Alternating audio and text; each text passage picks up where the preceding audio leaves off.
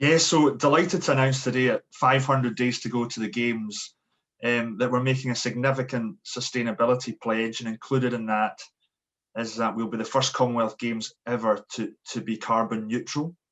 So we've already put a huge amount of work into understanding what our likely carbon footprint's going to be around the Games.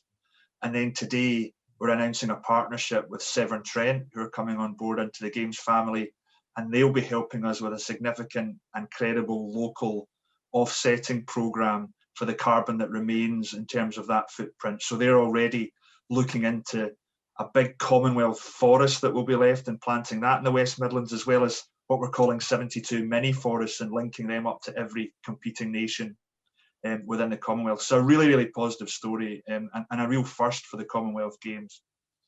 Yeah, so the sustainability pledge in its widest sense is a number of environmental matters, not just carbon, but our waste programme, our desire to make sure it's a low plastic Games, but it also spreads into the social and economic side of the Games as well, and making sure that it's as inclusive as it possibly can be. Tickets are affordable, that there are opportunities for everybody to get involved. It's an incredibly accessible game. So that whole pledge covers all of that.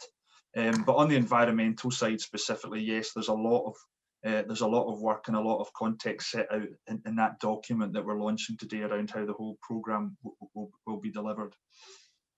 And you know, those things that are worth doing are never easy, and it's a significant investment as well from the Games into this space. So, but it's absolutely the right thing to do.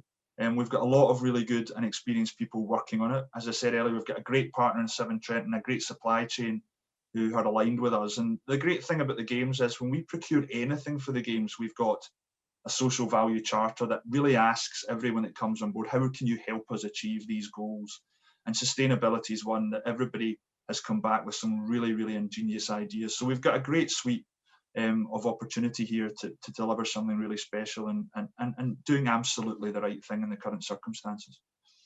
And I think that's a great thing about the proposal announced today from Severn Trent, is it's not just one geographic location across the West Midlands. These 72 mini forests will allow us to bring some greenery, some open space, exactly as you said, can help with a whole variety of areas, including mental health, right across the West Midlands. So yeah, that's part of the real benefit of this, is really bringing nature into a lot of city centre sites, and that huge forest I'm sure will be visited long into the future.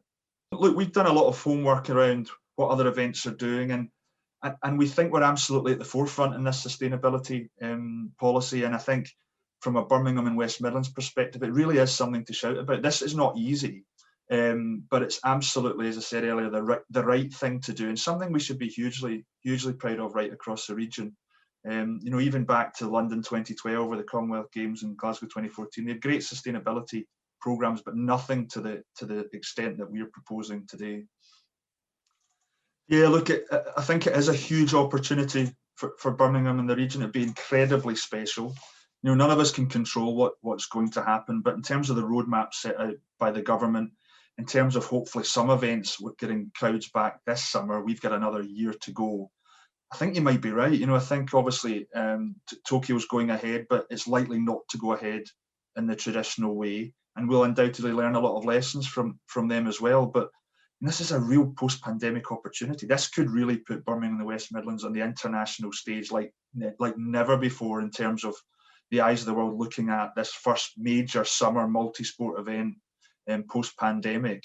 And you know, the whole country just needs it, don't they? Like, people just want to get back and celebrate. So, you know, hopefully all the rhetoric, rightly so, coming out of government is 2021, let's get into a year of recovery, 2022, and let's celebrate. And we're right at the heart of a year that's also got a UK-wide festival. It's got the Queen's Jubilee, and we've got the Games right in the heart of that, around a huge summer of sport elsewhere as well. So yeah, I hope that is the case. I'm confident it'll be the case, and we're certainly planning for getting people back into stadiums and into live sites, and for everyone to know and experience, you know, a really special Commonwealth Games.